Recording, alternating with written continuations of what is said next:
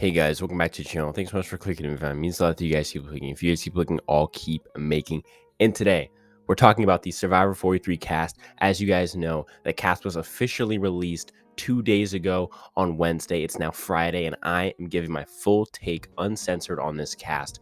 Whether I think it's better than the 42 cast, the 41 cast, and any cast really. Is it the worst cast ever? Is it the best cast ever? Who I like, who I don't like, my winner pick. I got it all in this video for you guys, so stay tuned. First thing that I want to talk about before anything else is none of this matters. The casting, none of this matters if they continue with this horrible production and this horrible woke agenda that the show is pushing. Obviously, the cast is the most important thing, but it's not the only thing. Editing, woke stuff, and also, most importantly, not having horrible twists are the main pillars of having a good season. And I feel like, to me, that is the number one thing, is the cast, although there are more things than just the cast right off the bat. With that being said, this cast, it's like, it's just there's nothing special. There's no one that pops out. On top of that, my best comparison for this cast is 41. Everyone's taking themselves so seriously. The vibe is very serious. In 41, they kind of had an excuse because they were the first people back after Survivor had been gone for so long, and so they felt this burden on their season to be as serious and play the game as good and their season to be good. This cast does not really have that same type of excuse. They are showing this very serious aura to them. They all are taking themselves very seriously. Big egos on this cast, not really character based, but more like just game bots like 41. The only thing that's really good about this cast is the age diversity. If you look at all of the ages, it averages out to around like the early 30s, late 20s area, which is much better than some casts who average out around 25, 26 of the past 5 years. So I think that is where it shines. Some people that I personally think are great casts have to be, for an example, Mike Gabler. The guy is a crazy redneck.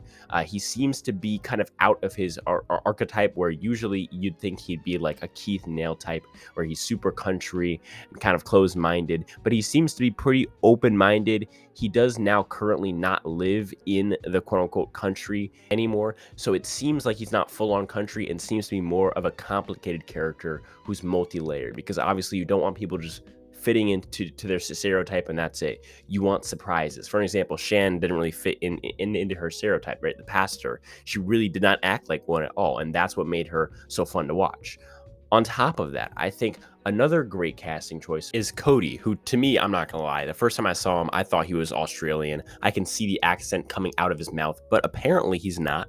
He's from the US. He's just from Hawaii. And this Hawaiian guy is pretty cool. I mean, he's such a nice guy. He exudes that energy of fan favorite that you can't help but want to like him. Like, I went into this wanting to hate everybody, and I still like him from his bio and his quick videos that we've seen of him between the two videos that EW has dropped of the cast interviews from the pregame. It seems like, to me, he is definitely in a good spot when it comes to being the fan favorite already. So then it's just a matter of, can he capitalize in the game? He seems to have that likability factor. He wants to play the game like Malcolm. Everything just seems so perfect with him, and I kind of like that golden boy thing. They've been trying to get away from it. I think they think it's played out. I don't think it's played out. I think you can always have a golden boy because they either are a fan favorite or they're like the perfect person to hate, like Ozzy in Micronesia, where he's so perfect that you almost kind of hate it in a way. Other notable casts include Nyeka, a Nigerian woman who happens to just be a Trump supporter, kind of out of the blue. On top of that, you have a paraplegic, yes, a Paralympian, actually, sorry. So not only does she have one leg, but she's the best at having one leg. And on top of that, you also have a rainbow-haired woman, because why not have a rainbow-haired woman? Now, moving on to the people that I personally don't really like a lot, and I think are going to be really annoying for me on the cast. Starting out very strongly with Janine, someone who, I mean, just look at her. I mean, how do you have resting bitch face when you're literally smiling? Like, that's impressive. Like, but her face is really the least of her problems, as she's overly woke. I mean, the questions didn't even get slightly political, and yet somehow her answers got majorly political. First, She talks about how she's environmentally conscious, in air quotes, which is stupid. I mean, like, who cares? Like, you're doing good things for the earth. That shouldn't be like. Do you want a cookie? I don't understand. I recycle too. And then following that, she says that her biggest pet peeve is being, quote, mansplained to. Gross. Gross is what you are.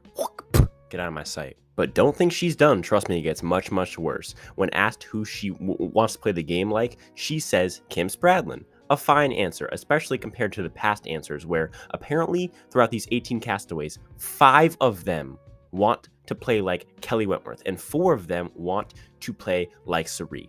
9 people would like to lose the game. Lose. Like, just lose. I don't understand. I would always want to replicate a winner's game. It's just common sense, but that's just me. Going back to this, when she says Kim Spradlin, she goes on to say how good her game is, which is, that's very, very true. Then, of course, she has to bring feminism into it. She says that Kim's game is feminism at its finest. Absolute BS. Absolutely untrue, first of all. Kim at the start says that she doesn't like to do the girl power thing. I mean, it makes no sense, and she's obviously reading her own ideas into a situation that just doesn't have them at all. And an additional casting choice that I'm also not the biggest fan of is Lindsay, basically the team mom archetype of the season, the person who I feel like was just cast to relate to 45-year-old stay-at-home moms. I get it. I understand that's a big part of your demo. But as far as like pure casting goes, that's just boring. It's very bland and it's very like automated. Like they were always going to have like your Tiffany or your Janet of the season. And at a certain point, if you can't get an interesting one like Janet, like Kathy, like Tina, don't get them. Like, just, I don't understand why they feel like they have to get a boring one, even if they're boring. It's totally worth it because their demo has a good amount of moms. It doesn't matter. In the end, a better cast member who wasn't the mom would relate better to the mom than the boring person who you kind of forget who they are. To me, that's just so boring. Get a Dawn, get like a Sherry. Don't get a freaking Lindsay. Like, her answers are so bland with no flavor to them. She has no kick to her at all, unlike the good mom casting choices of the past. Like, when I read her favorite hobbies as a 42-year-old woman, you're going to be absolutely floored. You're going to be shocked. You're never going to have heard this before. A 42-year-old mom likes volunteering, traveling, reading, exercising, gardening, and projects on her own house.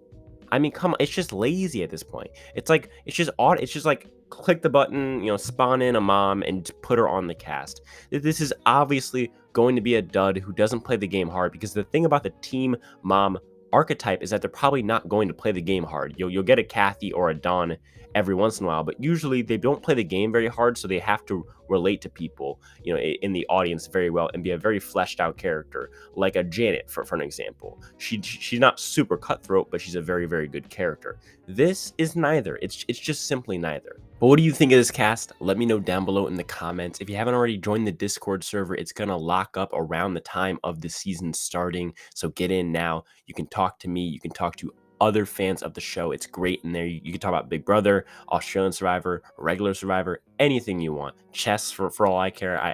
There's no rules. Just don't be a dick. Other than that, make sure to like and subscribe if you're new, because it's free, it's easy, and it really helps the channel out. And if that's it, I'll talk to you guys in the next one. Peace.